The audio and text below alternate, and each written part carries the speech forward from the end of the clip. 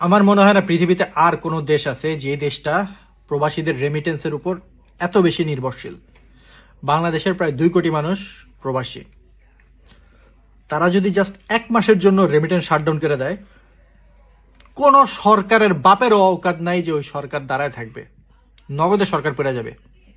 ঠিক আছে, অথচ বাংলাদেশের প্রবাসীদের মতন এতটা অবহেলিত আমার মনে হয় না পৃথিবীর আর কোথাও করা হয়।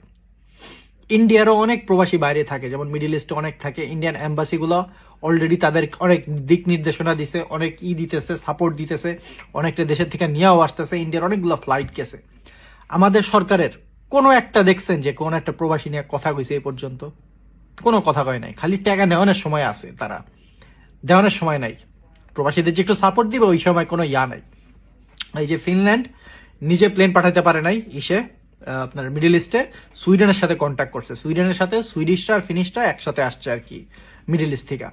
আমেরিকা তো আরো 10-12 দিন আগে ডিক্লেয়ার দিয়ে দিচ্ছে যত আমেরিকান আছে সব মিডল ইস্ট থেকে নিয়ে আসো। প্লেন পাঠাইছে, পাড়ায় সবাই মিডল ইস্ট থেকে নিয়ে আসতেছে। আমাদের বাংলাদেশ থেকে কোনো একটা এম্বাসি থেকে কইলেও না যে এগুলারে চলে আসেন বা এগুলারে নিয়ে আসেন।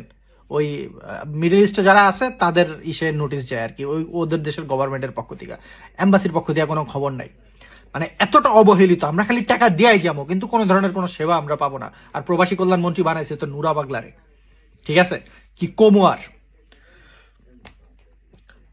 এটা তো গেল আমাদের ভোটটা, এই যে এতদিন পর্যন্ত যে করলো, মানে এত নাটক করলো যে প্রবাসীদের ভোট। ফার্স্টে তো সরকার কইলো যে, বিএনপি কইলো যে না প্রবাসীদের আবার কিসের ভোট। ঠিক আছে, তারপরও যা কাজু মাজু করে যে ভোটের ব্যবস্থাটা করাইলো, প্রবাসীরা এত ইন্টারেস্ট নিয়ে ভোট দিল, সে ভোট বলে কাউন্টই করে নেই ইলেকশনে। ওই ভোট কাউন্ট করলে নাকি প্রায় 203টার মতো সিট পাইতেছে প্রবাসীদের ভোট যদি কাউন্ট হয়।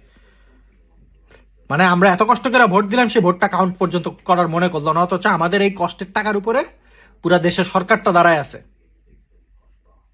মিডল ইস্টে যে ভাইয়েরা থাকে তারা এখন যে পরিমাণ টেনশনের মধ্যে আছে, সরকার থেকে কোনো ধরনের কোনো দিক নির্দেশনা নাই। অথচ তারা 12 ঘন্টা 14 ঘন্টা তাদের এই পরিশ্রমের টাকার উপরে বাংলাদেশের অর্থনীতিটা দাঁড়ায় আছে। তারা যদি একবার বলে যে হ্যাঁ আমরা দিব না টাকা, কোন বাপের সরকারের ক্ষমতা নেই বাংলাদেশ টিকায় রাখবো। অথচ তাদের নিয়ে কোনো কথাই বলতেছে না কেউ, যে সরকার থেকে একটা দিক নির্দেশনা দিছে যে আমরা এই করব এই করব, কোনো খবর নাই। ভোটটা পর্যন্ত কাউন্ট করে নাই আমাদের।